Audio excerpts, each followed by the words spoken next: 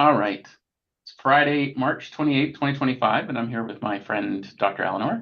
We've already done Hi. the pleasantries. I always kind of make things weird by asking you how you're doing when we've already done that. So push that aside. I already know you're doing well. Um, so we talked about a couple of potential topics today. Do you want to jump right into them, or is there anything you want to address or talk about first? Well, I can announce that the Human Design and Health books that I did with Ra in 2002 to 2003, I think, somewhere in that range, are at the publisher, Okay. and that will be published probably in the next 2 weeks. Okay. And it's a very interesting series because it was presented as basic human design. And Ra talked a lot about human design and health since it was presented to the through Marvin and my group of people. The orientation was always for it to be professionals and professionals in the health field. And so he was talking a lot about centers, basics in human design, but then adding in the medical stuff about centers and gates and lines and all of that. And Marvin and I both did a commentary in that book.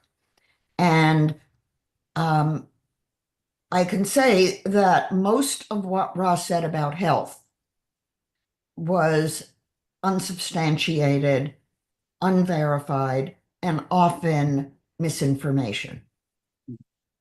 And I would caution anyone reading the book I'm about to release or reading any of the human design material already published that it is not a medical health system.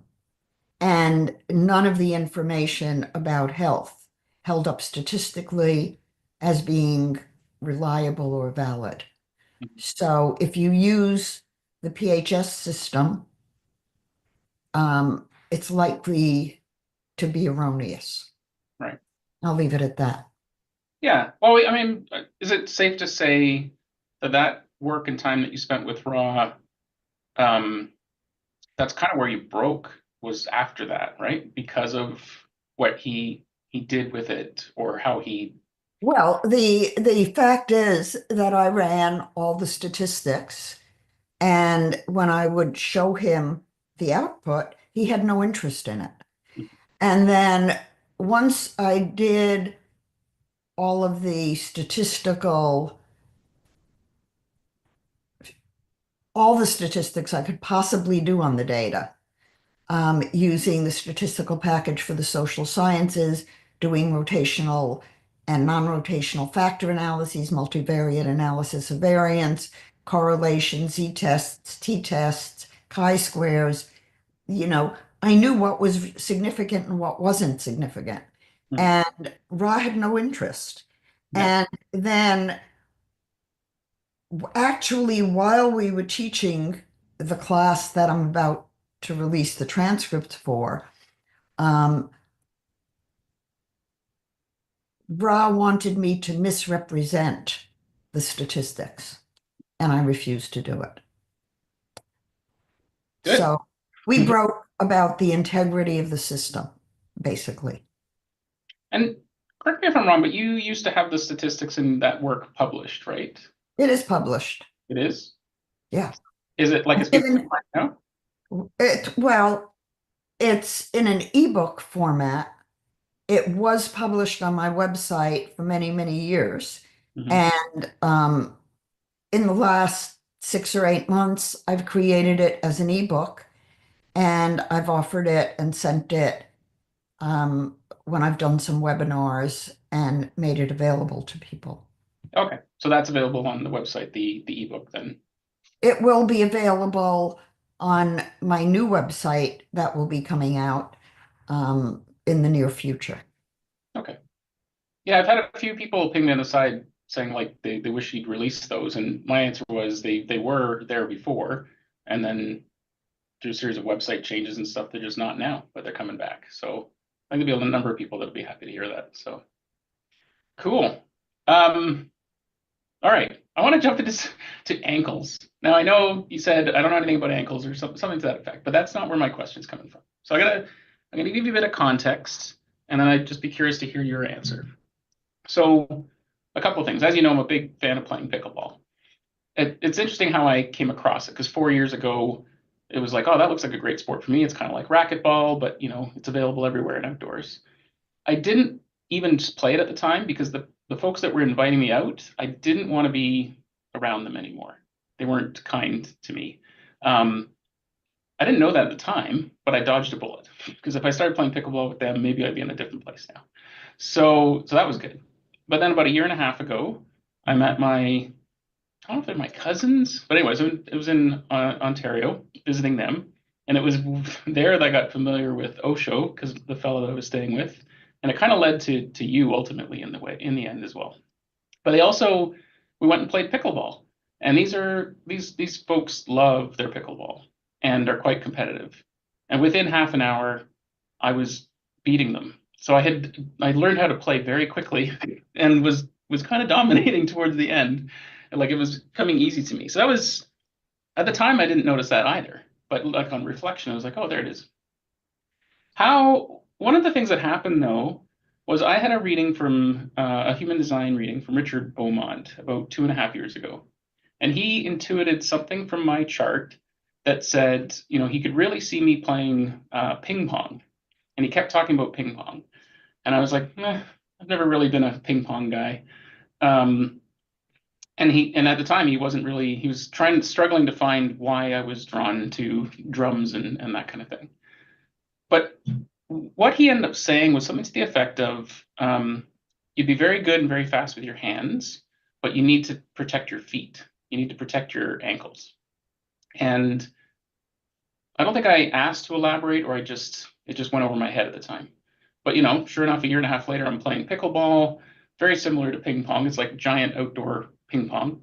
Pickleball is actually the reason a lot of people play it at various ages is it's less wear and tear on the body. It's a lot of lateral movement because it's a smaller court. So I can play with seniors and it's a fairly even match. If they're um, clever. So so that was interesting.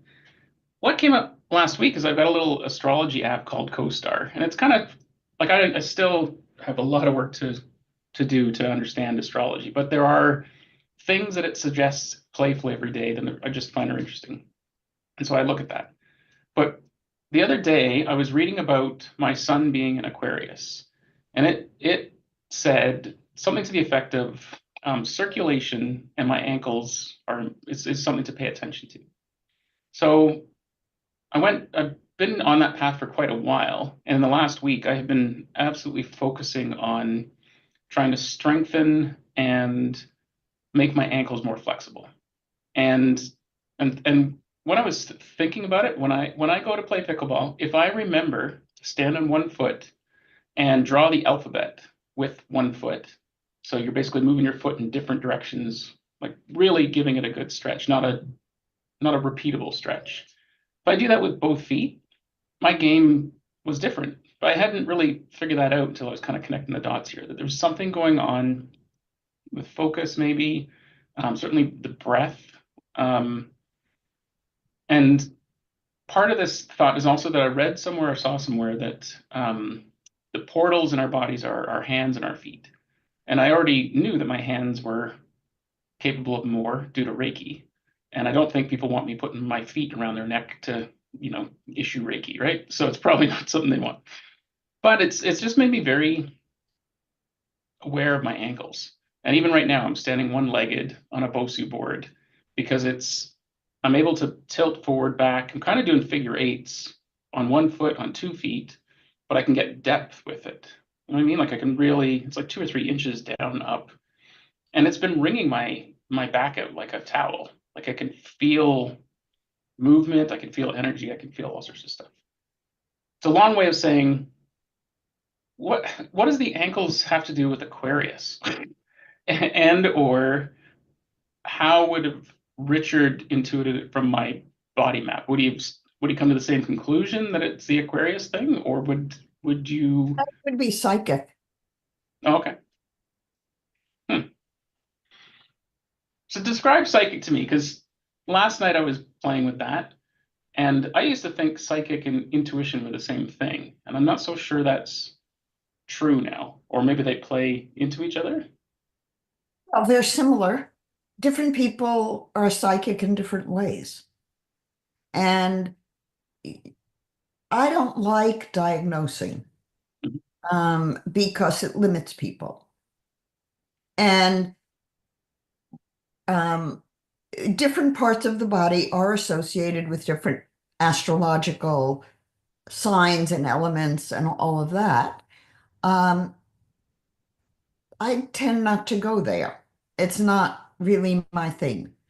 Um, and there are medical astrologers. I haven't found medical astrology to be very accurate in my own experience of it. Um, I like to use all of the esoteric information more as a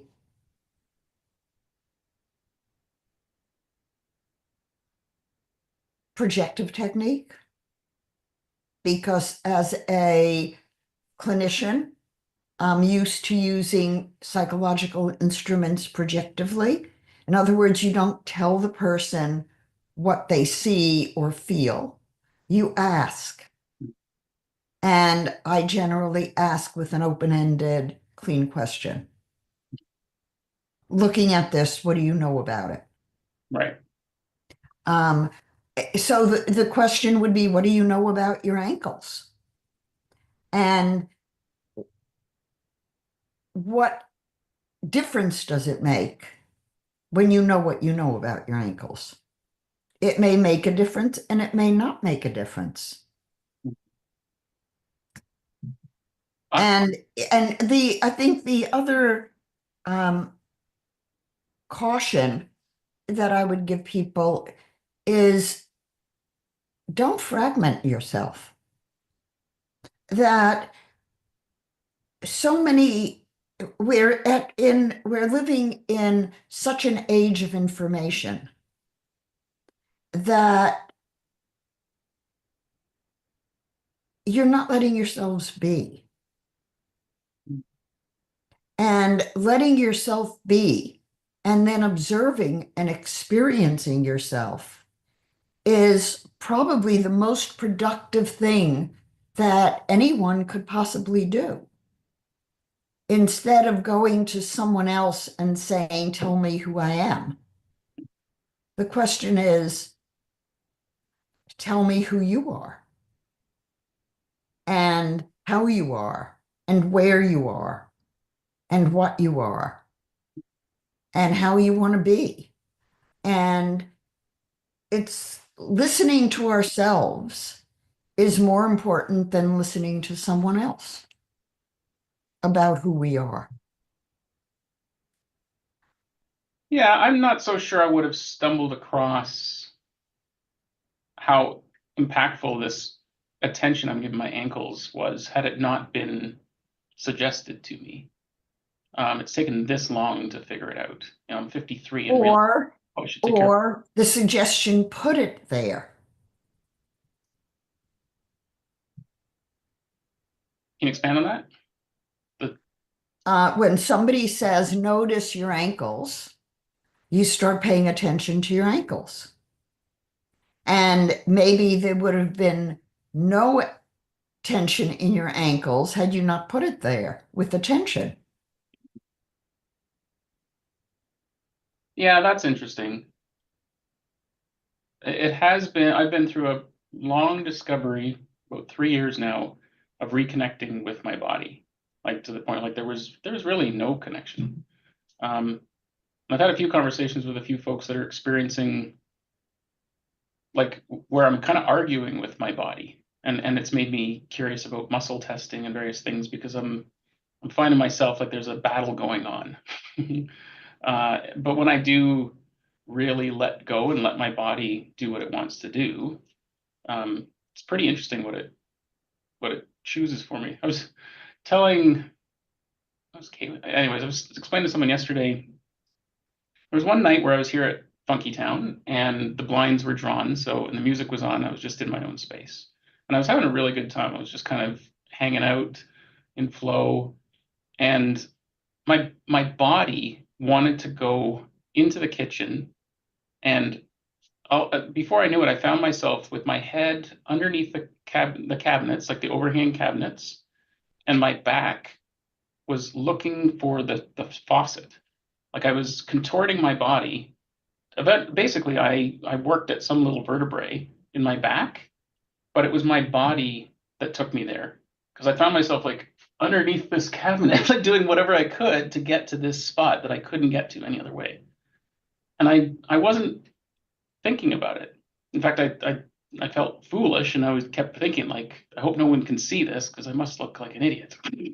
um, I've had more and more experiences like that where it's it's like out of body. It's very, very interesting. So I don't know if other people just that's how they live, and I'm just figuring out that trust your body to guide you or what. But that's been very interesting as of late.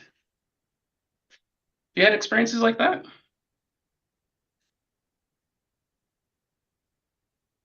Um,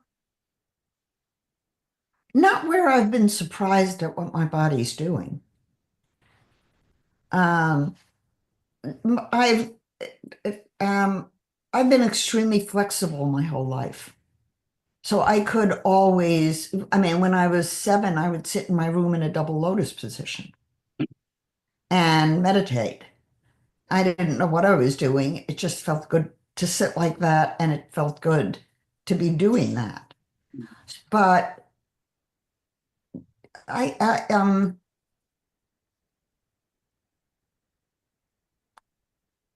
I think you're um much more analytic than I tend to be. I tend to just flow with it and be accepting of what my body does. And I've never found muscle testing work for me. Mhm. Um, I desperately wanted it to work for me at one point when I got a cat bite on my hand and the infection started spreading up my arm. And I wanted to know what antibiotics would work for me, and I couldn't get any information. And I went with, I mean, and this is individual differences. Mhm. If I ask myself what my body needs, I get the answer. And if I get the answer and I'm right, I know within minutes. Mhm. So, for example, when Marvin and I were traveling a couple of years ago, and we were on a tour part of the time.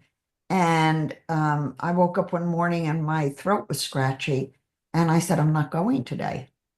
I'm going to stay back at the hotel. Otherwise, I'll get sick. And I took the antibiotic we had with us immediately. And within 30 minutes, I felt better. Mhm. And it was absolutely, I made the right choice at the right time. And I never ended up getting sick. Um, it took that day for my throat to feel okay and for me to feel normal. But we each have our own way of getting information, relating to our body, knowing who we are. And I like to respect each person's way of knowing instead of any technique that's outside of them. I always prefer inner self-determination to an answer that comes from outside. I think I've asked you this question before, but I'll try again. You're not defined sacrally except in the composite, right? I'm sacral everywhere, and to me that I have my lunar chart is sacrally defined. So at birth, I was sacrally defined. right. I mean, don't think of the composites as the human design chart as what's there at birth. and everything else comes. Mhm. The composite of the natal chart is mental, spiritual, emotional, and physical worlds. Right. So if you're going to talk about any natal composite or any natal chart, at least use the 4 at birth. Okay. The human design chart is only looking at the mental world. Yeah. And so it can, in my case, when I kept saying to Ra Ra, I'm not a manifester, I'm not a manifester because I always wait until I know. Right. So I get that. When we've talked about like having gates or centers defined, it was in levels of nuance, right? So I kind of view it like a volume knob. Um, so I would say I'm more sacredly the volume than you are. And it, Absolutely. You're a manifesting generator with the 34, 57, 20, 10. mhm, That's a extremely strong configuration. mhm. I seem to get an extremely strong response from a pendulum. And I just wonder if it has something to do with that sacral energy or aura. Because I do always hold it in front of my tummy as well, like in that region. I don't know if I was taught that or that just seemed natural for me. Um, do you think there's possibly some truth to that? That would be like why that might work? It seems to give me what I'm But what are your head centers? wide open, except in the composite. Except what? In the composite, I'm defined, but in the mental world, completely empty. So, and no, you're using creative intelligence. I mean, how do you know what how does the pendulum know what to do for you? You're holding it. You're doing it. Mhm. You're telling it what to do. Yeah. Okay. Well, because I that is, it seems almost like the galvanic skin response. It's like I am not moving my fingers, but I can sense wanting to know, get the answer I want. So it seems like at a very, very fine level, I'm able to manipulate it, even though I'm consciously trying to. Right? But you see, all of these nuances that we're talking about are part of your psyche, part of the multidimensional layers of consciousness. Mhm. And we function with maybe less than 10% of our consciousness. So when you tap in and you open the door and you say, okay, pendulum, tell me what's real for me,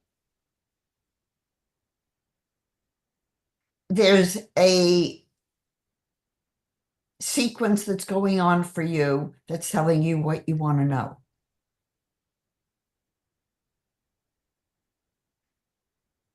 I guess I view it as it's my body communicating with me. Yeah.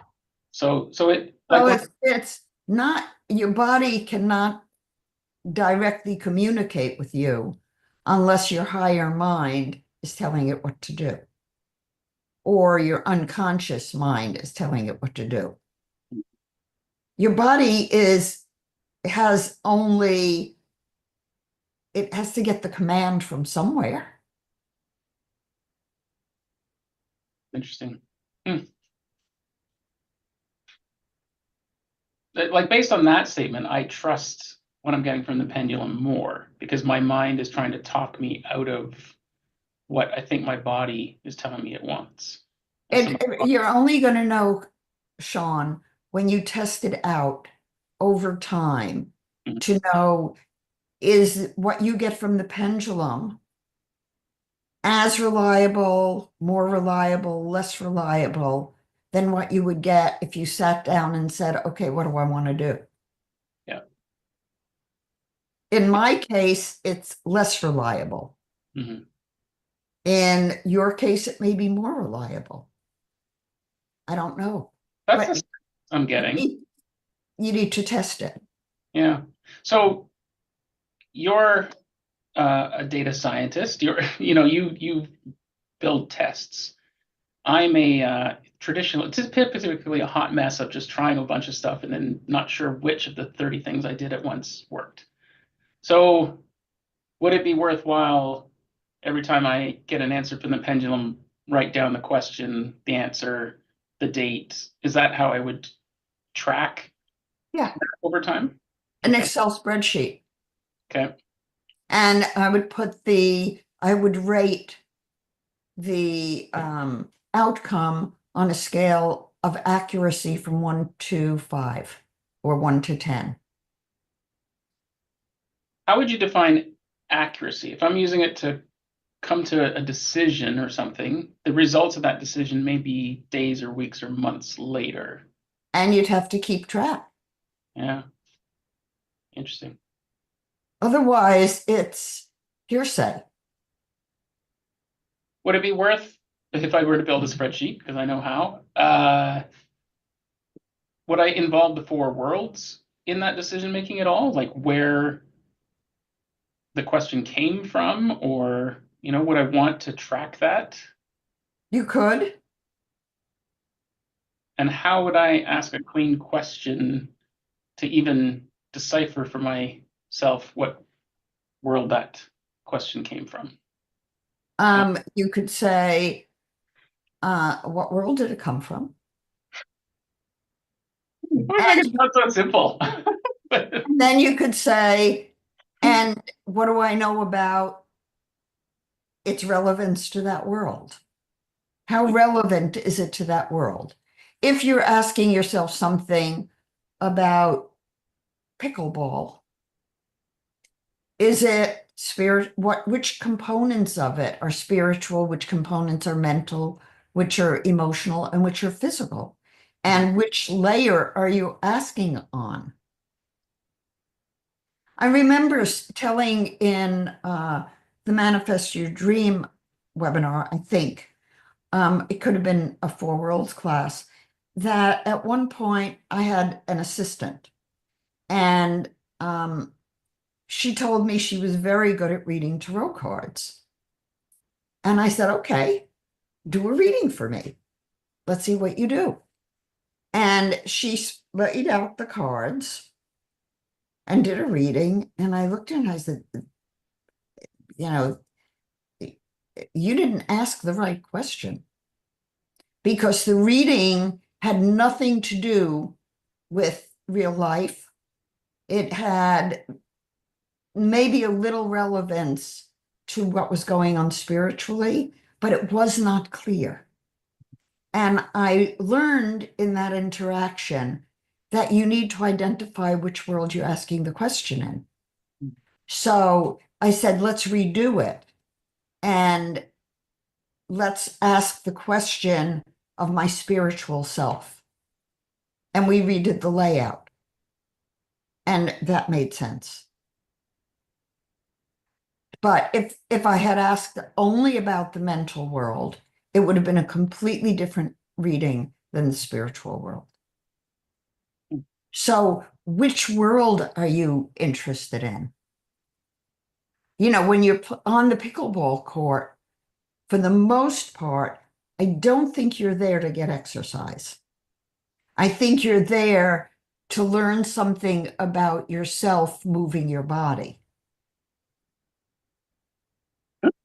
That's funny. I would have, yeah, the mental world would have said, of course, I'm there to get some exercise because it's good for me.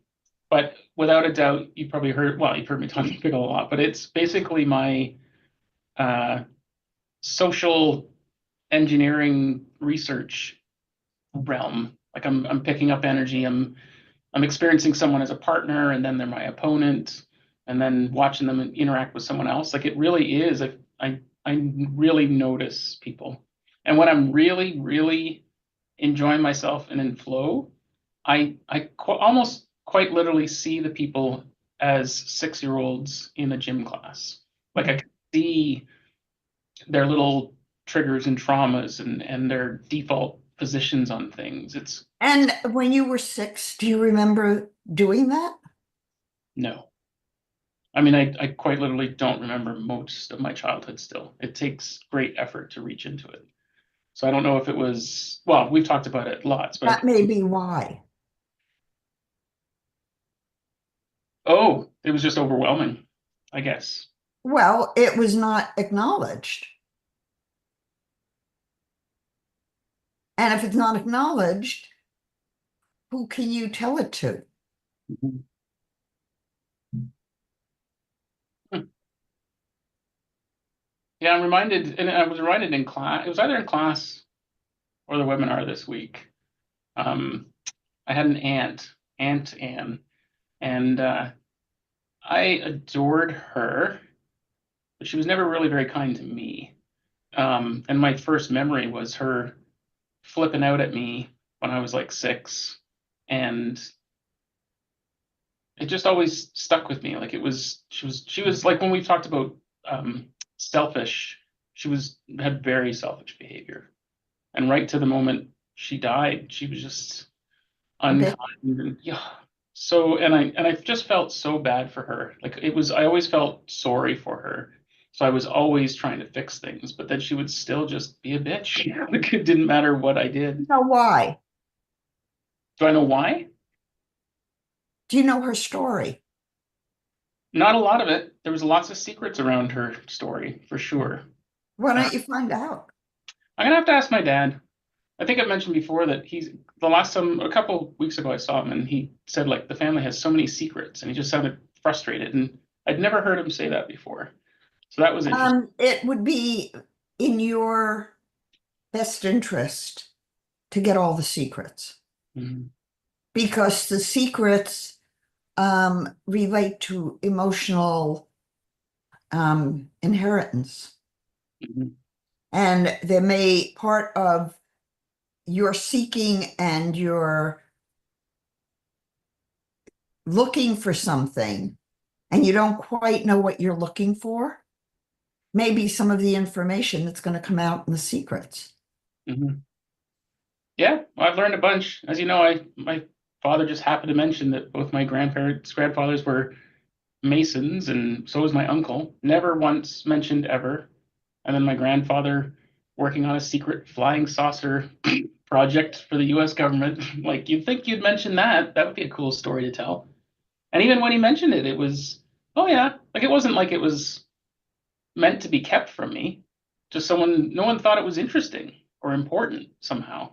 Well, you have to ask. Yeah. No, I have to ask that question. I wonder if there was family shame that we would be working on flying saucers because it's just Probably more, it was probably classified. mm, mm, yeah. So it right around it was after that time that my grandfather and grandmother moved all the way out here to Victoria, like east to west across the country. And the road that their house is on was called, well, it's still called Freeman Avenue. And I Hmm. always thought that was interesting. So yeah. Hmm. Their house still there? It is. I think there's been two or three owners since. I did go to that. That's a really interesting question. I might have to roll by there. I actually flew by myself across the country when I was like 11. You know, it was like my mom dropped me off at the airport. I had the badge around my neck, got there, you know, and then spent like 2 weeks with them. And that's a memory I can remember. Like there's lots of that trip.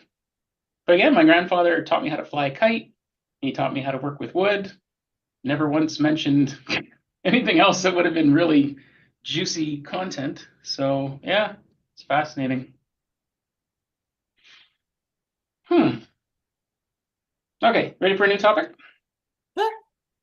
So birth time rectification. The process of that, because I think my birth time's fairly accurate. And my mother is adamant. My mother called me for about 20 years at 12:18 in the morning to remind me like that she went through 18 hours of labor. Like she would call me and wake me up. Very charming. Um, but after 18 hours of labor, and she was a nurse, and so she was very um, She cared a lot about the whole process and knew the time was important to capture. But she's adamant she remembers the time. But I gotta think a woman after 18 hours of labor and whatever was going on, I'm not sure she was looking at the clock. I'm sure someone told her what the time was. And Well, ask her if she looked at the clock. yeah, well, that's a good question. I can ask that. I know I looked at the clock when my kids were born. Of course, but you're an astrologer. My mother doesn't subscribe. No, but you want to know what time your baby's born. Mm, okay. Um, can you rectify down to the second? No, No, just down to the minute, basically, or maybe. okay. And how would that process look? Like, what do you just ask questions based on where planets were at that time, or how would that even? Usually, um, things have to work in the chart.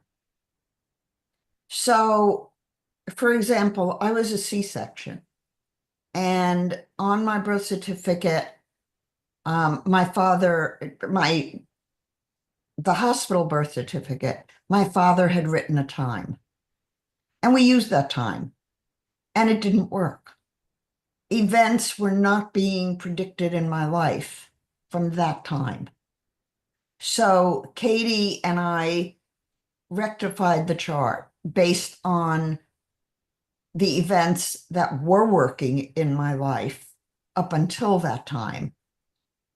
Uh, and we moved my time back to 11:10, and it works. Hmm. Um, Now, that said, um, you use the ascendant, you use the moon, and you use the sun primarily. And when you're rectifying, I mean, if I rectify a chart now, I usually use the Jigsaw program, which is a research program. And I can put many events into the database and then have the program check the probability of the aspects for all of those events and come up with the time that's most likely to have been the birth time. You can also use how somebody looks. Um, Someone who has strong Leo in this chart might have a big head of hair like a mane. Um, Capricorn people look a certain way. Um, so when you're rectifying a chart, you're looking at how the person looks, events in their life, how they express themselves, um, where they live, and how accurate what the data was at the time and place of their birth. Hmm. So I used to be, I used to not think I was superstitious, but I was for like certain superstitions. And then after my sort of shamanic weekend, I noticed like 6 months later I wasn't superstitious anymore. Like it just kind of left. But I also I really didn't vibe with what I heard an Aquarian was up until about a year ago. So I suspect that it's partly me in all my investigated, like I'm kind of leaning into that. And so that's why it resonates. I just wonder if is there a correlation between superstition and being off of your natural inclination of your astrology sign? Like I I don't think feel so. because when people, But also, Sean, um, a description of an astrology sign is often not nuanced enough. Mhm. Um, you have to you have to understand an astrology sign from the guts of it. Yeah, and I don't yet. So There's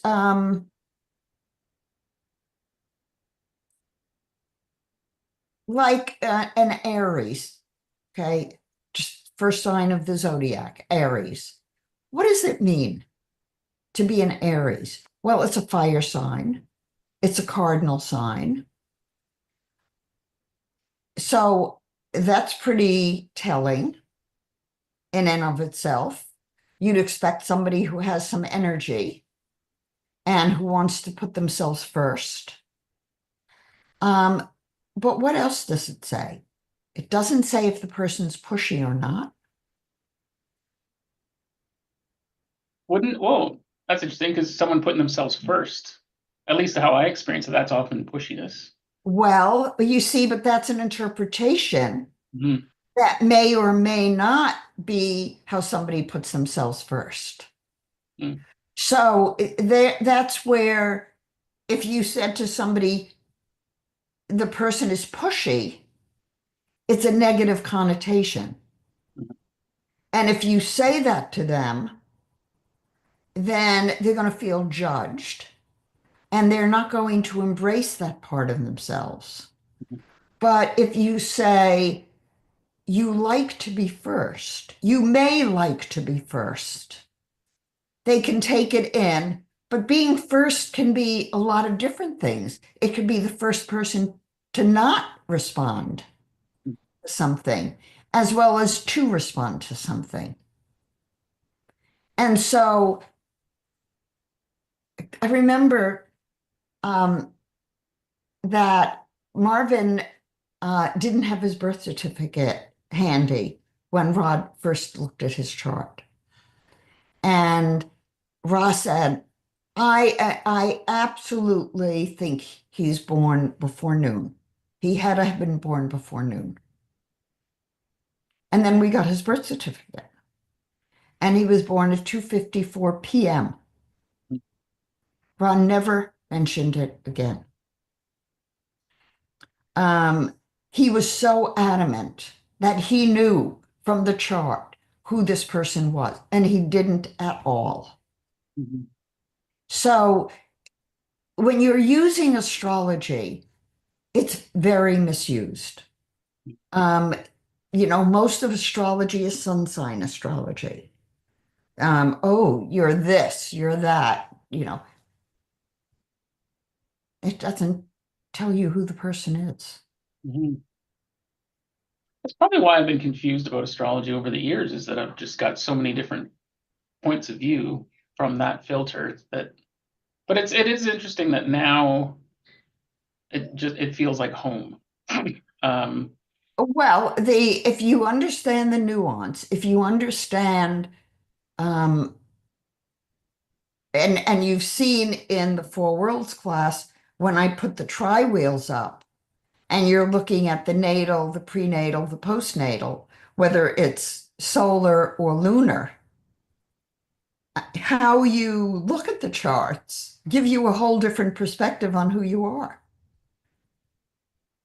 yeah, you're giving me too much credit right now. When I look at the tri-wheel, it's still just gibberish, but I'm listening and trying to find Well, yes, but the point of me saying it isn't to say that it's gibberish or it's not gibberish, but to point out that we're dealing with instruments that are highly complex Mhm. and beautifully unique for each individual. So you do not have a chart that is anything like anybody else's. And the variables in it, it's a 64 gate matrix. Multiply that by a 15 gate matrix. Multiply that by a 33 gate matrix and by a 25 gate matrix. And then all of the lines of the hexagrams coming together based on how they interface with degrees, the astrology, the underpinnings of the astrology chart. We're dealing with human complexity. Mhm.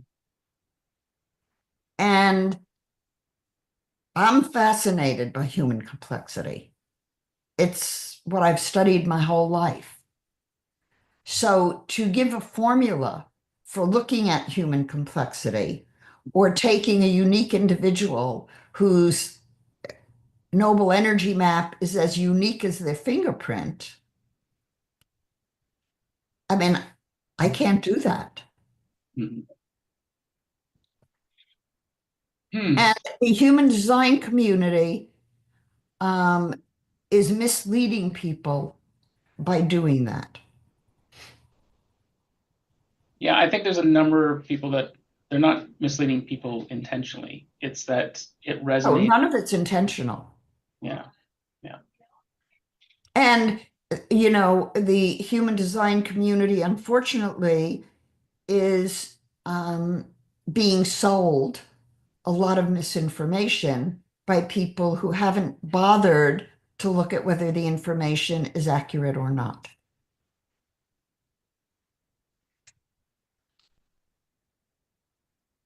Because this topic's come up a couple times, but I want to ask again, or maybe dig in a bit deeper.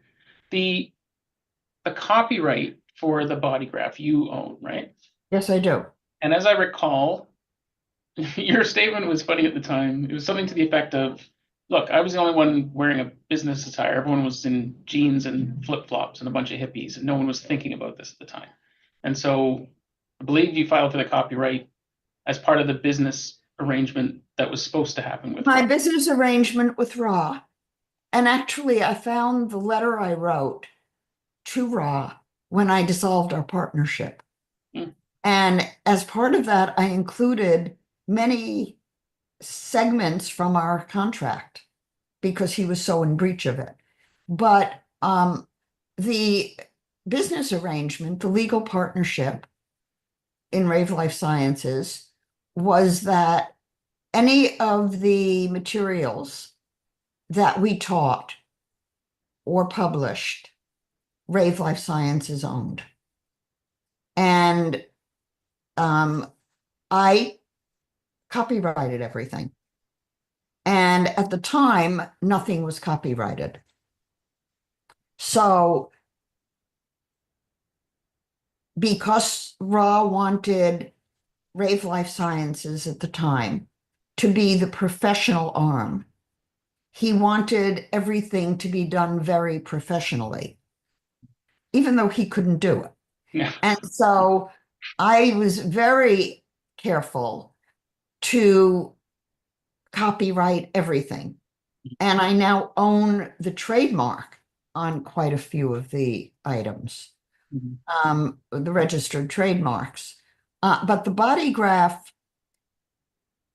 took him 5 days to get accurate.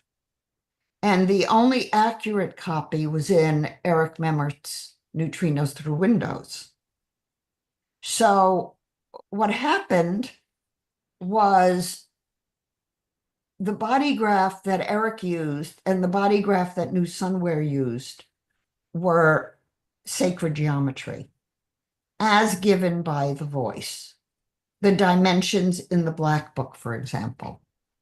And then in 2001, Rod decided that he no longer wanted to pay Eric for the program, to give Eric a royalty. So he went behind Eric's back and hired someone to do the Jovian program. But he couldn't use the body graph because I owned the copyright at that point. Mhm. And I also registered and copyrighted all of the source code for the Neutrino Through Windows program because Eric had not protected it, and I wanted to protect it for Eric. So in order for Rod to have a program, he needed to change the body graph, Mhm. or he would have been in breach. So he changed the body graph. He made it wider and more squat. Mm, And it's an inaccurate representation from the voice. mhm. So people use it. The body graph in most of the programs on apps, I consider an abomination. I can't even read them. Oh, Uh, that's interesting because it's still shapes and lines. When you say you can't read it, is it like there's you lose your intuitive connection? I can't even look at them. Huh? I have an aversion to them. And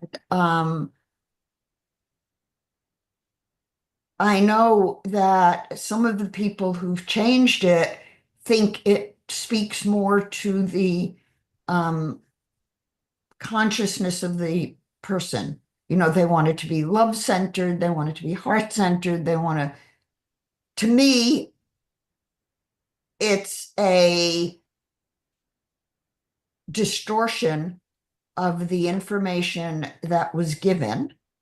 And why would the voice have spent 5 days with Ra, making sure that every single proportion of that body graph was accurate, if looking at a different body graph would elicit the same response? It doesn't. Hmm. So all of my publications have the real body graph and the data that is scientific. And I do not include anything that is not accurate. Yeah. Um, I've asked you this question before, but I'm gonna ask again because my mind still wants to do this.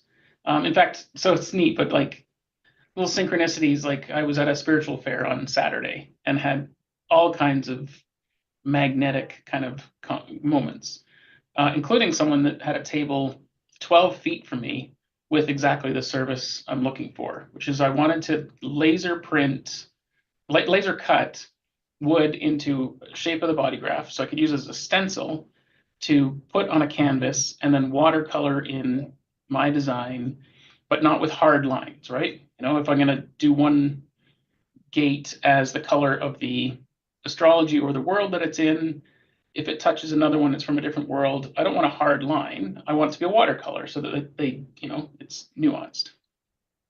My intention with it, and I still want to do it, is to mirror it so that because it's my body graph. So when I look at it, my heart should be on the side that I see because when I'm thinking about gate 57, I know it, there's right ear. So why would I want to look at it mirrored? To me, that I'm already confused, right? So I'll ask the question again. I already know your answer from before, but do you think the voice said when drawing the body graph, draw it as though you're looking at it as an analyst? In other words, the person on the other No, end. it wouldn't have said it that way. Yeah, It would have given Ra the measurements to draw it, and he would have said, put these numbers here. right. And it is the way the tree of life is done. I notice I keep looking at that and going, I wish the tree of life was mirrored. Like, I'm curious to try that. But it hasn't. In meditating on the tree of life, uh, you do it both ways. I have not meditated on the tree of life. So it hadn't even occurred to me to do it both ways. Okay, that's something to try. Hmm. You can do it by looking in a mirror. Hmm.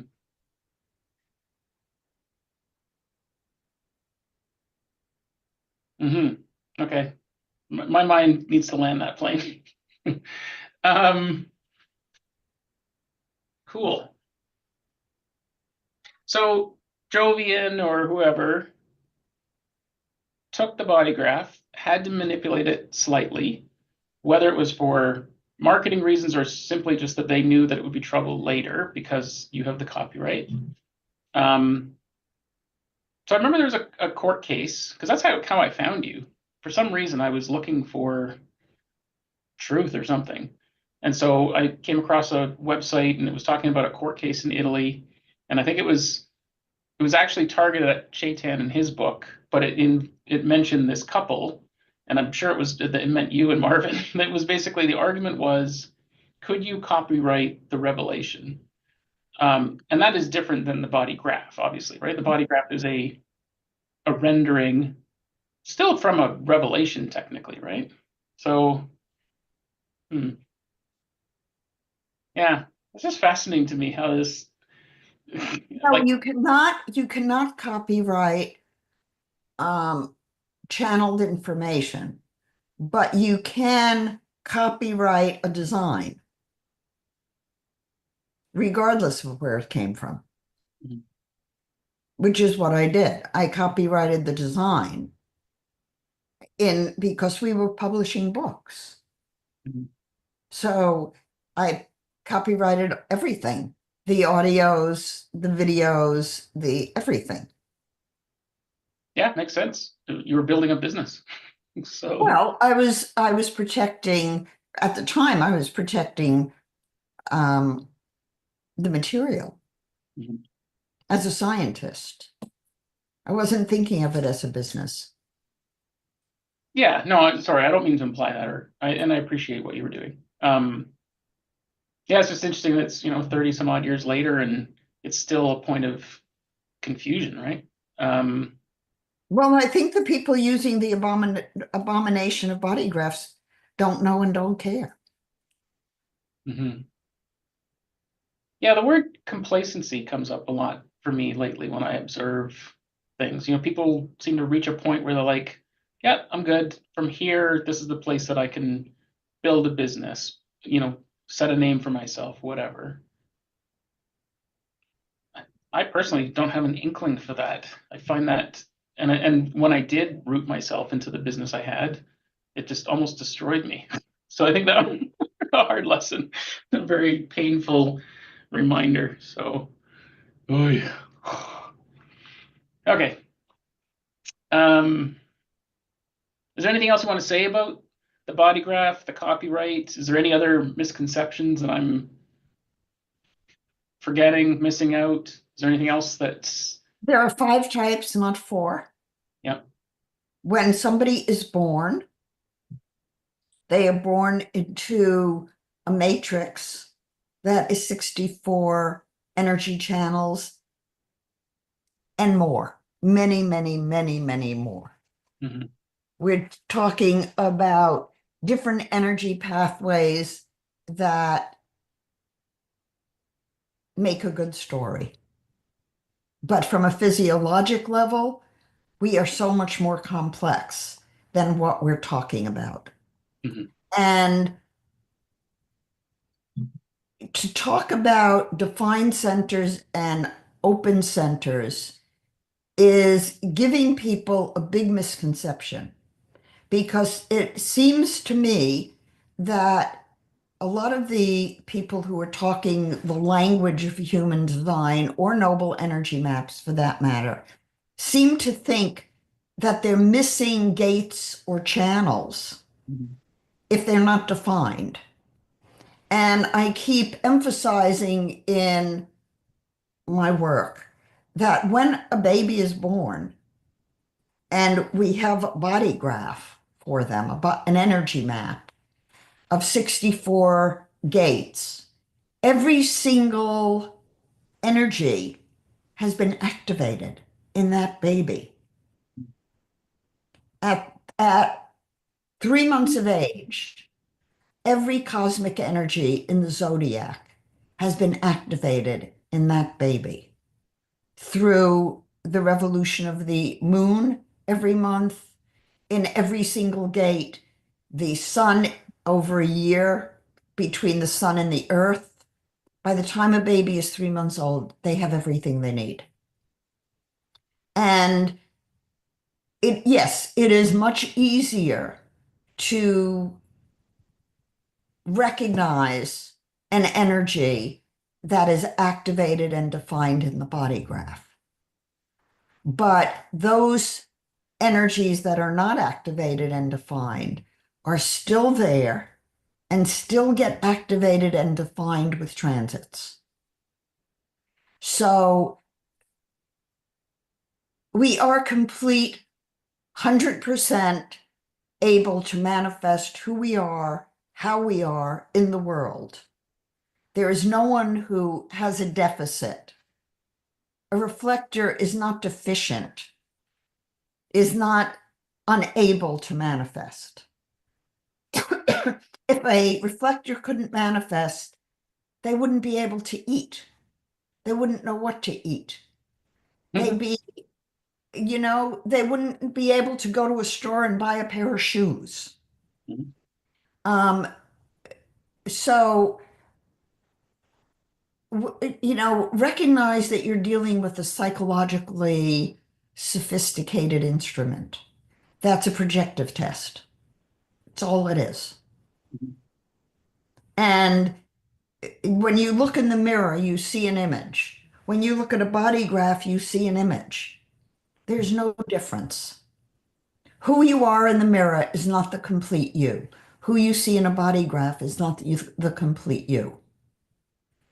For sure. You said something once that I don't know why it never crossed my mind, but like I've never actually experienced my design entirely because I'm going to be influenced by something at some time always, right? So it hadn't occurred to me, and then when it did, it kind of knocked me on my ass for a day while I was just kind of like processing that. The closest I got, I think, to experiencing myself, and I think I probably mentioned this last week, was when I went and did that house sit. I stayed at someone else's house. There's nobody near me. It was great being able to do a house sit where there was pets, so I could meditate with so the pets were with you, yep, right, influencing you. yeah, but less of it than a human, right? Or the pet is sitting there minding its own business and just wants to go for a walk and eat and be loved. So it was just good, quiet energy. We were enjoying each other's space.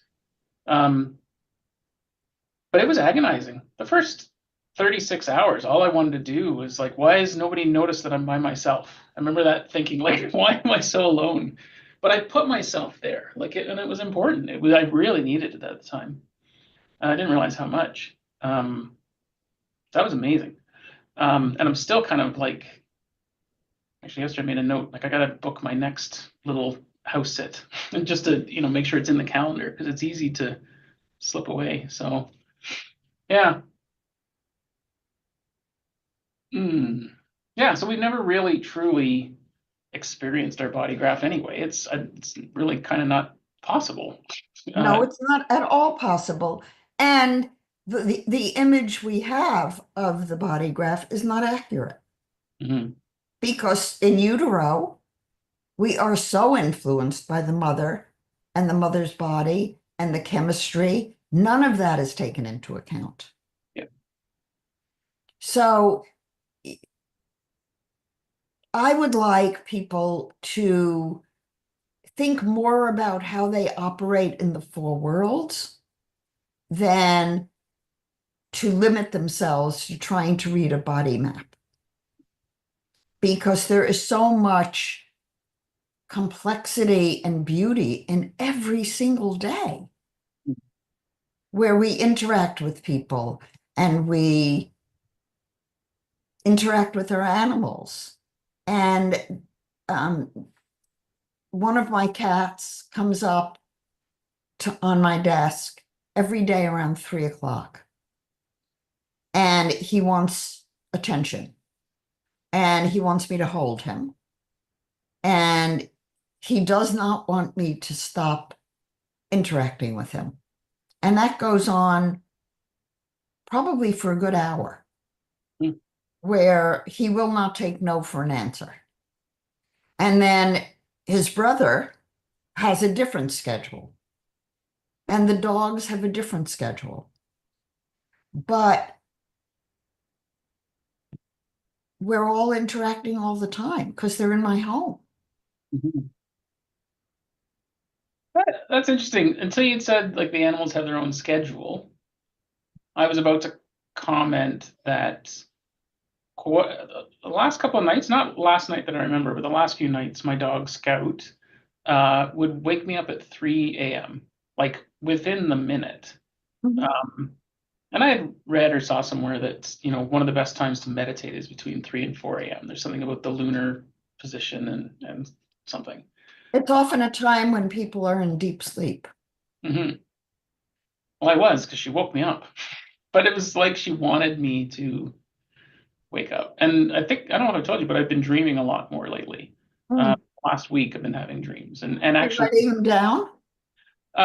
no, I know I'm supposed to.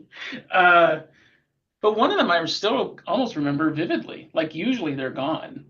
Um, and I think that was one where she came and woke me up at 3 a.m. And I noticed that the other dog was like basically seeming to have like a nightmare, like the legs were kicking. And it seemed to me that it may have been my dream in the space that was impacting her. That's how it felt. Um, hmm. I'll tell you basically what I remember. I was in a house. I felt like I was in Santa Fe because I thought I was staying like the guy that I stayed with in Santa Fe was in the dream, but it wasn't his house. This was like a two-level house, and outside there was just like red lights in the sky, like looked like an alien invasion kind of thing. And it was I was feeling panicky. And Wendy had a very vivid dream that night, not along the same lines, but there were some intersections. But the whole time I'm worrying about this alien invasion, I'm more worried about the dog peeing on the floor in this guy's house. So I was trying to assemble what that was. I did not write it down, but it was really stressful. I was really stressed about this dog peeing on the ground, and like, I let this happen in this guy's house. So, and I don't, again, I up until recently, I did not dream, or certainly didn't have any inclination, not even, when I dreamed before. It might be useful for you to write your dreams down in a journal and then dialogue with them. Yes, ma'am. I've got the journal. It's in my room. I should put it on the nightstand instead of on the dresser. Make sure you have a pen or pencil you really like. Yeah. That's important. Yeah. And Yeah. write it, don't type it. Hmm. No, I remember you saying, I made sure I've got a book. I've found a pen that I like. And I know there's a tactile part of that experience that's important. Yeah. How you doing for time? I'm fine. Good. So I know you didn't really want to talk about line numbers, but we agreed that we could talk about it a little. Um, and again, this might be where, I forget what you said, but something to the effect of Rom came up with his own interpretation. It wasn't part of the revelation for sure, right? The Right. line. Okay. So can we talk about a bit about that? Because what I learned initially was there was this analogy of a house, and line one energy was in the basement, and they were investigating, and like it's a great story. Like it certainly, Oh, I'm it's a great story. And the first time Ra came up with the story, I can tell you the etiology of it. okay. I introduced Ra to a publisher who I knew, and I thought he should meet somebody and write a book about design. So she interviewed him and they agreed. And the book he decided to write was on profiles, which meant lines. And so he needed to come up with how to write about it. Um, I went to a lecture in Sedona on profiles when he introduced it, the Hmm. first time he introduced it. And he said, I was thinking about how to teach profile, and I came up with that the lines are like a house.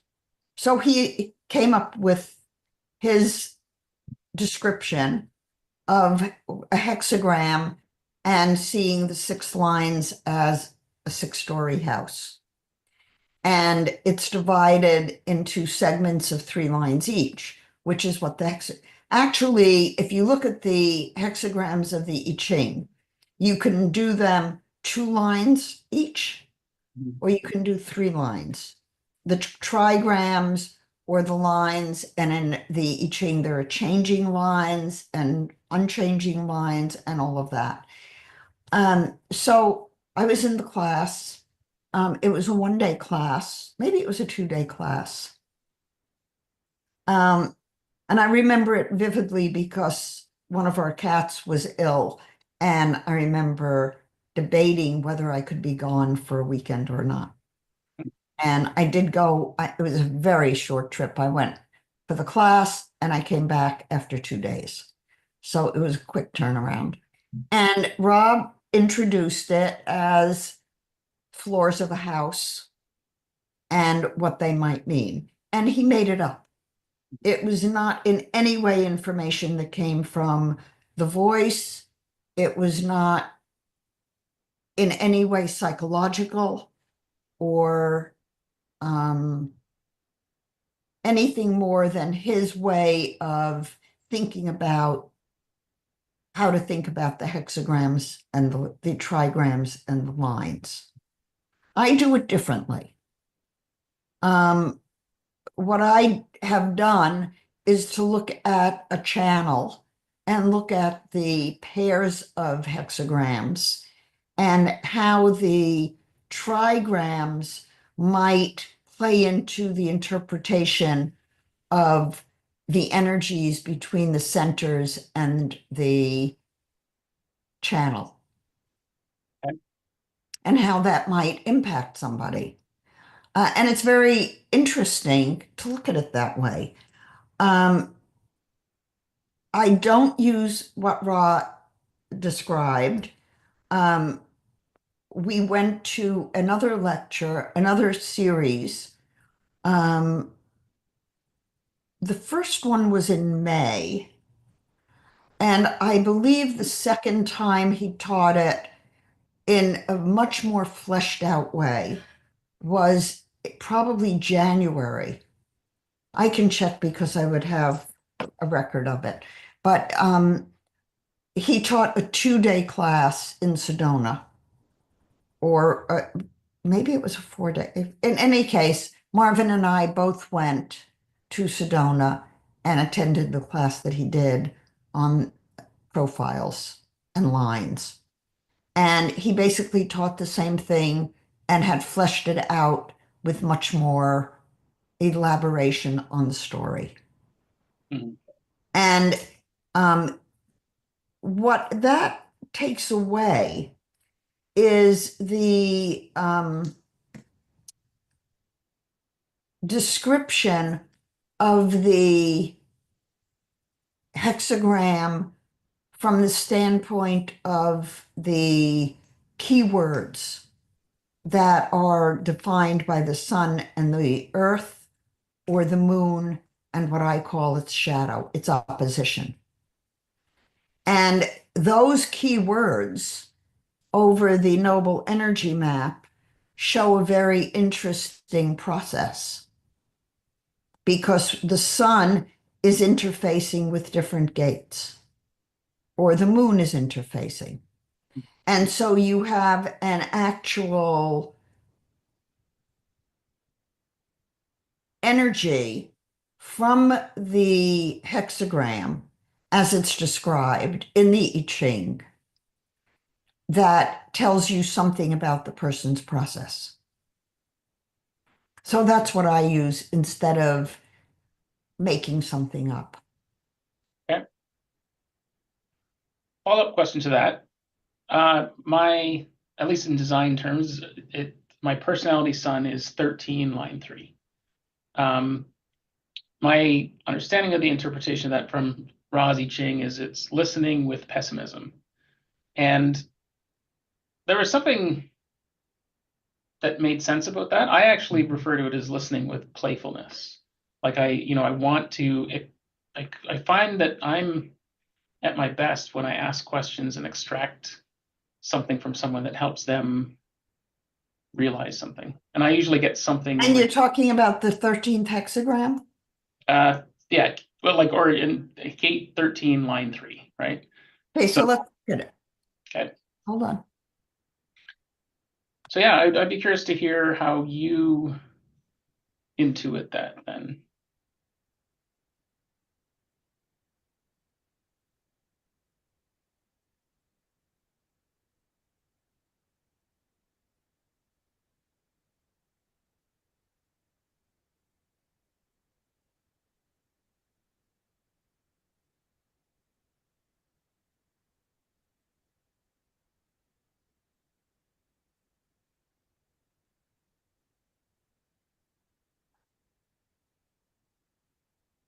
Let me share my screen. Sure.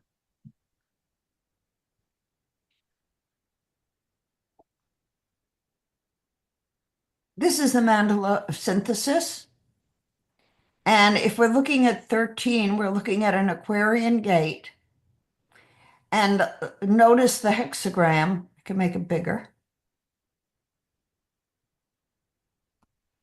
So the hexagram is all yang on top. And the third line is yang, but the hexagram is yang, yin, yang, yang, yang, yang. So knowing that, what difference does that make to you in looking at that third line in the context of the hexagram?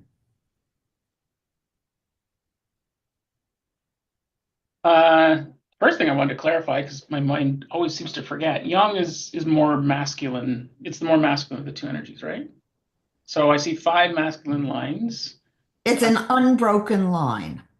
Right. Beyond that, I don't know how to answer that question. Can you ask it differently? Well, the idea is that rather than you taking and saying this line means that what was Ra's meaning of it? It's like listening with pessimism. Where would that come from in looking at that hexagram? It's an Aquarian hexagram, and depending on the degree of the planet in that hexagram, it's going to have a different meaning. If it's the sun in hexagram 13, it's going to mean one thing. But if it's, let's say, Chiron in 13, it's going to mean something else. If it's Mars, it's going to be very different than if it were Uranus. And certainly where Pluto is now in Aquarius, so over time, it's going to go through the 13th hexagram. And can you say that the third line for Pluto and Aquarius is going to have the same energy as a third line for your moon? Yeah, no, it'll be different. So Hmm. you need to consider if you want to play with the lines, I would look at the 13th hexagram and the trigrams of it and the astrology of it and the planet of it in your chart. And I'd say, given all of this, how do you experience the energy? You're never going to experience the energy of one line of a hexagram. How Hmm. ridiculous is that? Hmm. I mean, you see the absurdity. Yeah. The so even the notion, like the gate of like listening, I went through quite a journey about 2.5 years ago, realizing that and I think I've told you this before, but like I wasn't able to listen. But it was I had such a good conversation the other day too about just like trying to have a conversation at a live music venue and just how agonizing it is. I can't hear them. I can't pick up the nuance from my ear. Right. Um, Something they've said has caused my brain to go like, oh, what is that? Why would you go to a concert and then try to have a conversation?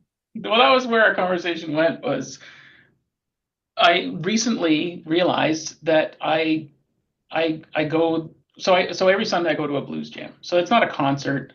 I'm there because I want to play and I love the people that are there. The energy's great. So, but between, it's usually that musicians go out, play 3 or 4 songs, and then there's a break. I've realized in recent weeks that I have become strategic without actually setting an intention to, but I bring a book. And when the band's playing, I'm focused on that. Even if I'm not reading, it's just that no one is, they're not coming and dumping their stories on me, which I energetically used to take on and carry with me. But I couldn't hear them anyways. And then I felt bad because something they said I sent my brain into, oh, what does that word mean? And I would disappear for 2 seconds. But by the time I came back, I missed the next word, and then I was out of sequence. And so it was just this whole shit show where I just the whole time I'm like nodding, pretending that I'm listening, but I've lost the context. I feel ashamed that I don't know. And the whole time I'm stressed that they're gonna test me on what they just said. And I'd be like, I don't know, I couldn't hear you. Like, so I've become very strategic around leave me alone when I can't hear you. Like it's, but I only came to that conclusion a couple of days ago that I had figured that out. I didn't, maybe that's another reason to write it down just so it sticks. But yeah, it's just fascinating. When I observe myself, I keep forgetting. I keep, that you were talking about morning routines and habits in the last couple of weeks. And I think I mentioned like I had that 3 years ago, and it was this morning miracle, and it was 45 minutes, and it was a series of things I did with intention, gratitude practice, move my body, various things. And things were starting to go, and then for some reason I abandoned it, and it's taken me 3 years to remember. And all the while I knew it was helpful. It was like I was not allowing myself that time. And so the last couple of weeks, and certainly the last 4 days, you asked me this morning how I'm doing, and I think my answer was the last 4 or 5 days have been exceptionally. I don't wake up with dread. Still like trying to. It's hard to drag my ass out of bed at the moment. Like I feel like I'm an Exxon Valdez or Exxon tanker, and it's like trying to pull out a port, and the engines are just churning, and it's barely moving. And I know you get a mile out, and then all of a sudden I'm coasting. But I also need like 5 miles to slow the thing down before I slam into the pier. So there's something about my energy that I'm still trying to tap into. But my days are better. I'm certainly more clear. Uh, I'm able to hold my boundaries better because I had some self-care in the morning. Like maybe it's just reminding myself that I'm worth putting that time into. That for some reason it's magic. So frustrating that I knew that and forgot it. And yet all the while I was like, I should, and I wouldn't. So that guy pisses me off when he does that. So, what's that about? What does it remind you of from your past?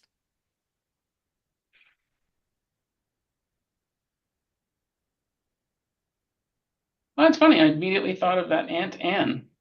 Like it wasn't okay to be me. Yeah. Yeah, she needed to be the center of attention. So even me at 5 or 6, asking for a little attention, I was shut down. So Yeah. you were told to not tune into yourself, not to express who you were. That's the earliest memory of that. Hmm. It kind of stuck because you know, and I think after that it became a self-sabotage. Okay, so a little lesson in developmental psychology here. Um, when babies start to develop, there are certain times known as critical periods. And those critical periods are critical developmentally because we gain skills in what's called a Gutman scale. And I talk about this a lot. So, for example, a baby ideally rolls over, well, holds their head up, rolls over, um, sits up, stands up, learns to walk in that sequence. Learns to sit up, then learns to crawl, then learns to stand. I left out crawling. It's very important that each of those sequences are gone through.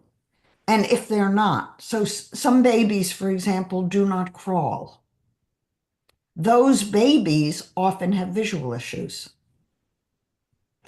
And if they miss that stage, they have visual issues. So one of the ways that a vision developmental optometrist will work with a vision issue like that is to have them get on the floor and crawl. Why?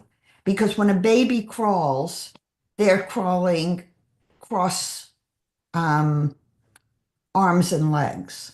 The right hand comes forward as the left leg comes forward. So it's the marching sequence. Mhm. If that is missing, the baby has a developmental deficit and it cannot be fixed. You can't just gloss over it and say, oh, it doesn't matter. It does matter. But that happens in learning throughout the lifetime. That when you're learning or developing, certain things have to happen before other things can happen. And it's called a Gutman scale. So you make check marks, and each column has to have the building. So it becomes more like a stair step because one thing has to be there before the next one can evolve, and then the next one can evolve. And that pretty much occurs through the lifespan. Uh, and there are in early development quite a few that if you miss it, you're at a deficit. And you have to go back and retrain at that level of the problem in order to get past it. So you can't solve a problem if you don't go back to the source of the problem. Mhm. And that means that when you feel stuck or overwhelmed or procrastinating, what does it remind you of from the past? Where did this happen to you? Where was the deficit? Where was the misperception? Where was the line you gave yourself that probably came from someone else Mhm. that said, don't do this, you're not worthy? And a lot of that then becomes internalized as part of the self when it shouldn't be, because it is not part of the self. Hmm. I remember you talking about this, I think it was last week, and it was the crawling part that really stood out for me. And I think you even said, like, if you sort of skip the crawling phase, problems can occur. And I had the same thought then, and I had the same thought when you were talking about it today. I went to a gym for about 3 years, like went 3 times a week, had a trainer, like they were on me, and I was in really good shape, and I hated anything that involved being on my elbows or knees. Like so much so that it was so uncomfortable. My I would seem to callus immediately, or if there was carpet, I had carpet burn the first time I touched it. Like I was really sensitive to it. Um, and so that made me curious at the time, and I pulled out my metaphysical book, and I remember reading about elbows and knees, and there was something spiritually within that that the next time I went to the gym, it didn't hurt as much. Like there was some sort of mind body connection that I mean, it's still I still wouldn't choose to crawl around on my hands and knees, but it shifted a bit then. It's fascinating. So I think you said last week like the crawling phase in particular was important, right? Is that I didn't mishear that? Okay. So is it possible I somehow skipped the Oh, crawl yeah. Mhm. and it could have been at the time that I was praised for it? Like, oh, look how clever our baby is. He went right to walking and Um, I don't know that we can attribute why. hmm, Maybe developmentally you were more advanced and you didn't need to crawl. And nobody put you on the floor and taught you how to crawl. yeah, But you do have visual issues, yes, that I know. Yeah. and those would be fixed by crawling, some of them. So if I just started crawling every day for a bit, that could actually. You could probably march Mm, in place. It's the opposite leg and arm. The cross crawl swimming does it. what channel? I think I know, but I don't want to screw it up. There's a channel, and you always said like I marched to my own, Drum, the right? little drummer boy. Yeah, dude, I was in marching bands when I was 12. It's called Shooting Stars. It was not like a military thing. It was like majorettes and stuff. And I seem to recall loving that. But then that transitioned to joining the Air Cadets because I was really interested in flying. And I was immediately identified as a good drummer and never got to fly. Like I was always sent to band camp. So now I'm marching with this drum instead of, so I never flew, never got in a glider, spent Oh, 3 years in the cadets. All I was told was to shine. so looking back, what would you have done differently? I didn't want to be in the cadets at all. I wanted to fly, but I didn't want to do it in a militant way. Um, man, so many interesting things going on. My local pickleball club, they the main place where I run into conflict with these people is an old air cadet building. So an old wooden building. It's got a lot of charm in it. But this group that runs this pickleball club are a lot of,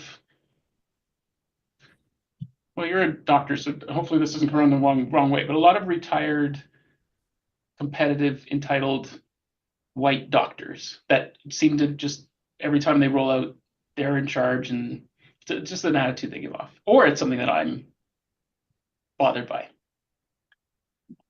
All of a sudden, a memo went out to the club saying, please do not bring cannabis, do not put your cannabis baggies in the garbage. So like people are having gummies and stuff there because they're doing that. And in Canada, it's totally legal. Like there's no legalization around this. And I was so offended by that, even though I was guilty of it a couple of times. I knew it wasn't targeted at me. But what bothered me was this shrine to war, and on the walls are pictures of these kids that are being rewarded for sharpshooting skills. So they're meant to fly planes, but they're the only plaques on the wall is who took the best shot with a gun. And I was like, for fuck's sakes, like it's okay for this shrine to war to and basically teaching these kids to think that shooting a gun in a war today would have any benefit. I mean, I'm not fighting for my country if we decide to not become the 51st state. I'd be jello in 3 seconds from a drone. Like, there's no warfare anymore. It's insane.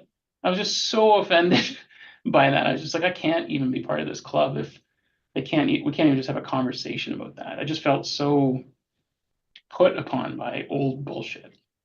Um, anyways, just need to get that out because it's kind of just part of that whole messy story. Like when I was a cadet, I was bullied into marching. I was bullied, and I wasn't allowed to fly, which is why I thought I was there. What And did you say?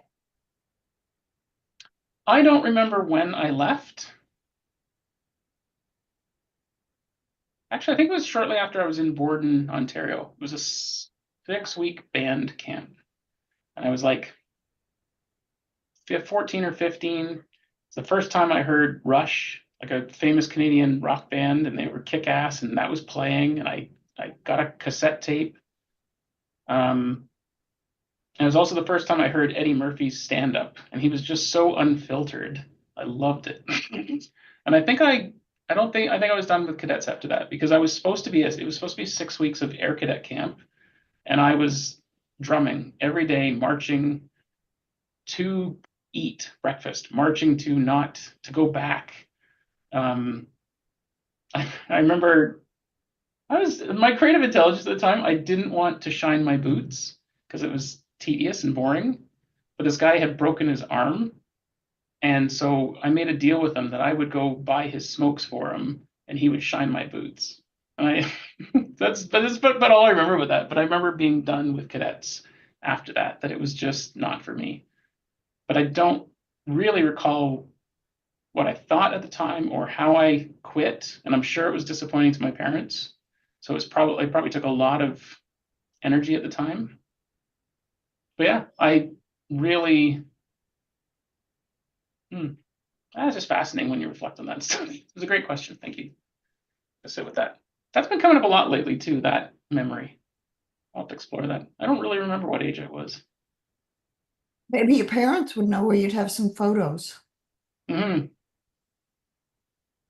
Yeah, I kind of broke my mother's heart at one point when I told her to destroy all my childhood photos and stuff. Like I didn't want to keep them. She kept wanting to give them to me.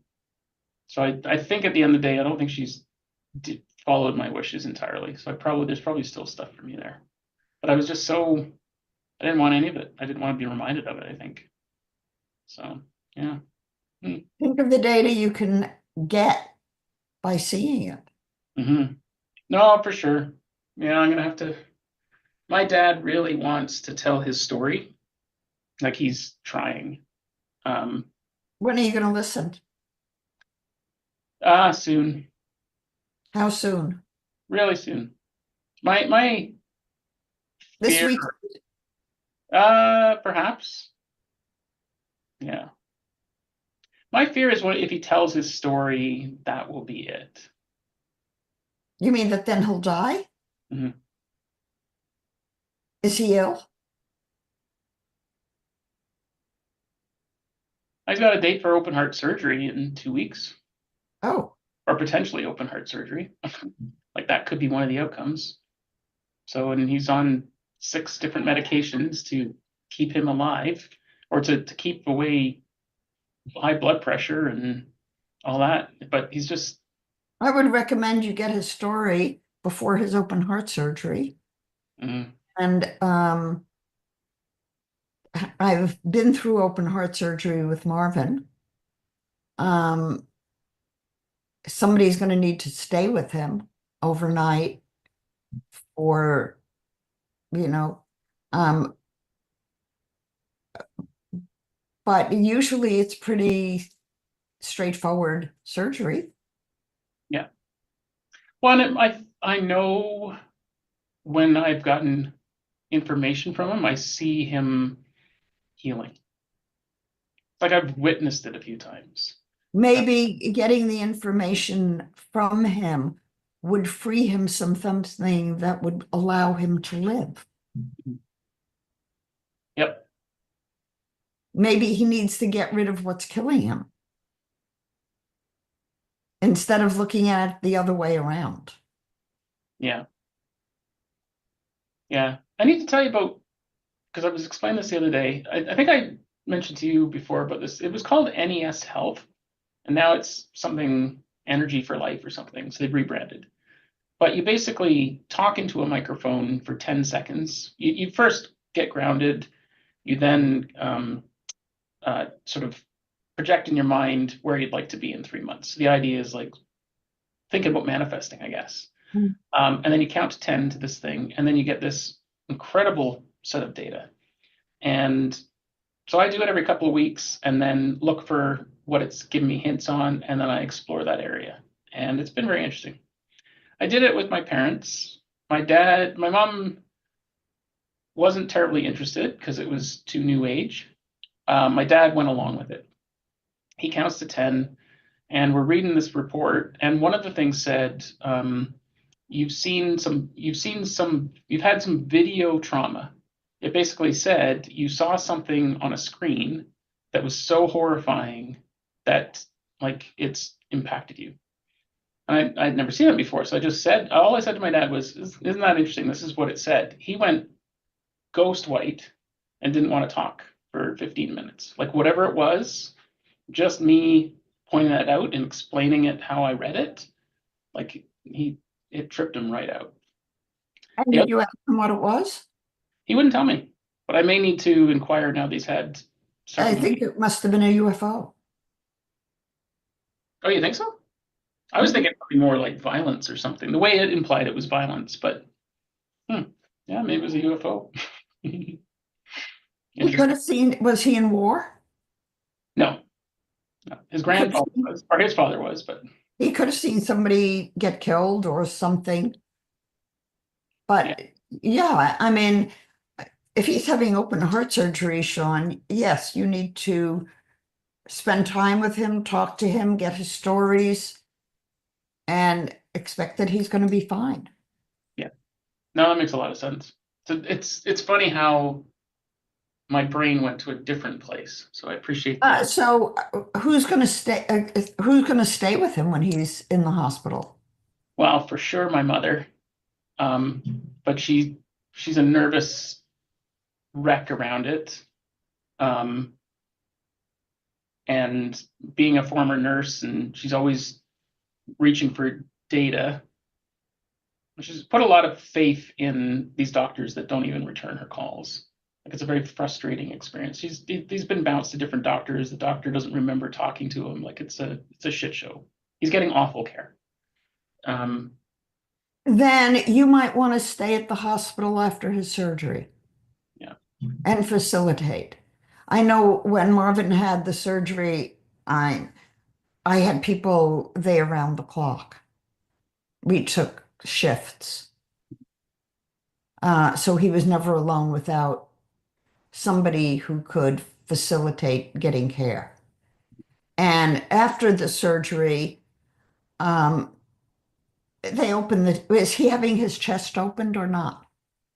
I have to look at the thread because it was the first time I saw that open heart could be a result of the procedure. Like it could be an outcome. It wasn't the intention of going in. So I need to take a look at that. Um, I've been I try not to read it because it's upsetting and partly I'm frustrated because they're full of so many meds that are you can't even talk about going outside and having fresh air or grounding. It's all about these meds. Well, they can do open heart surgery through the going in through the rib Mhm, without breaking it.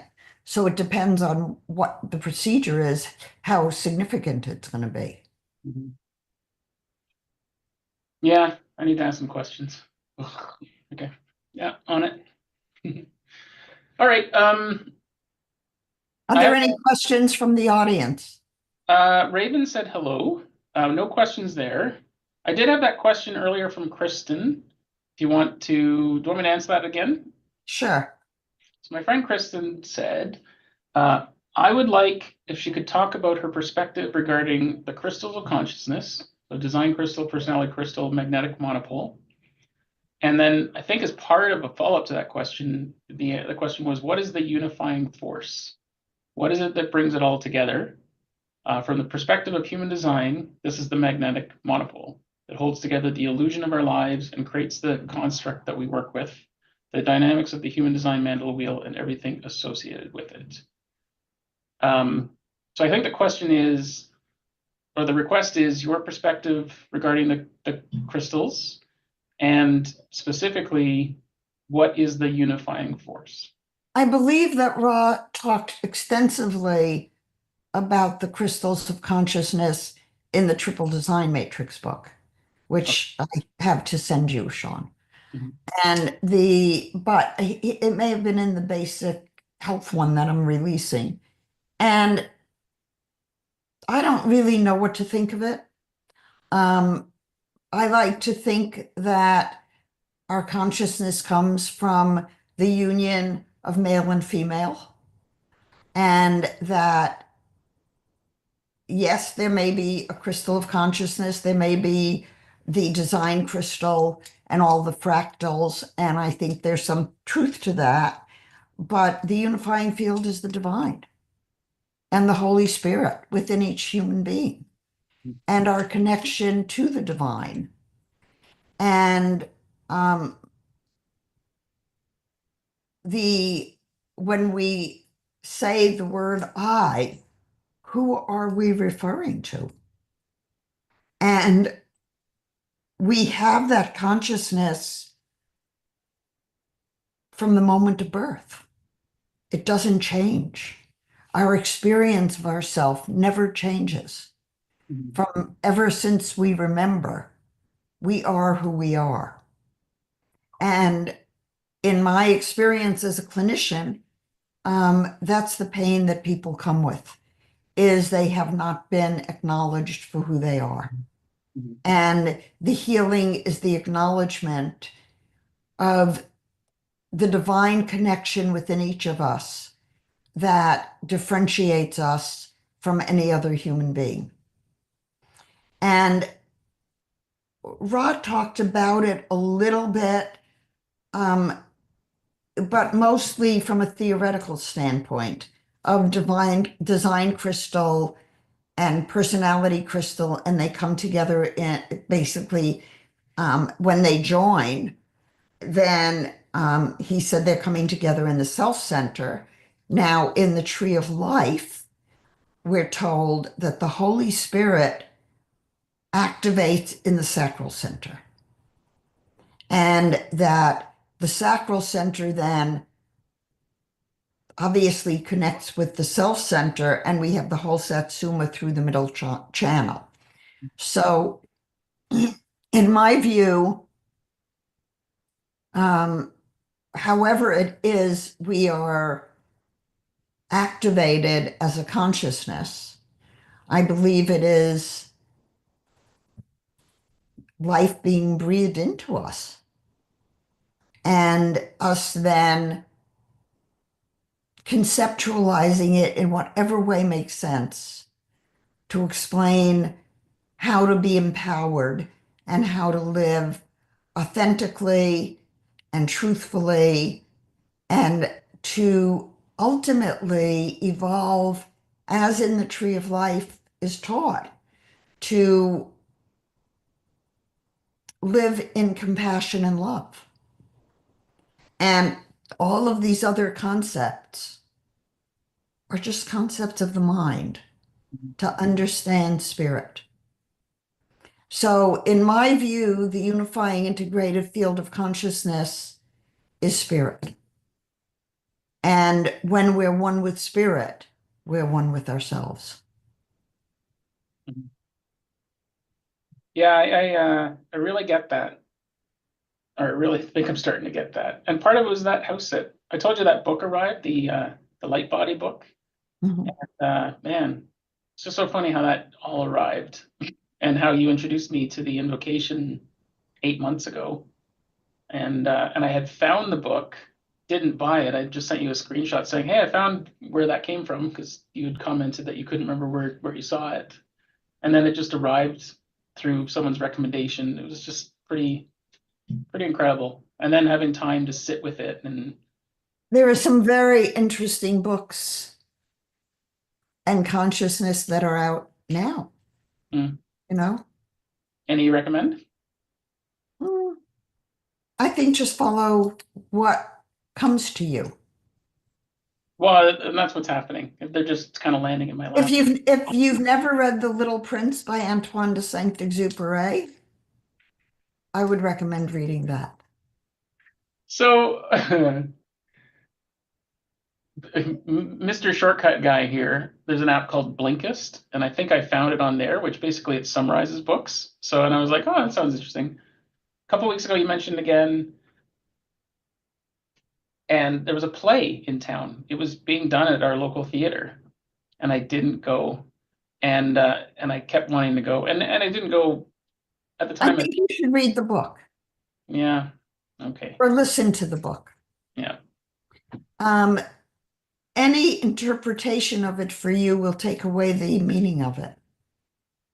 Oh, that's interesting. Right, watching a play, experiencing it with others. Yeah, there's a lot of influence there. That's interesting. Yes, ma'am. Okay. Okay. So when your dad has heart surgery, are we changing our schedule that week? Well, let's log off and then we can talk for a minute about the schedule. Oh, yeah. Okay, we'll wrap this up. Goodbye, everybody. Hit that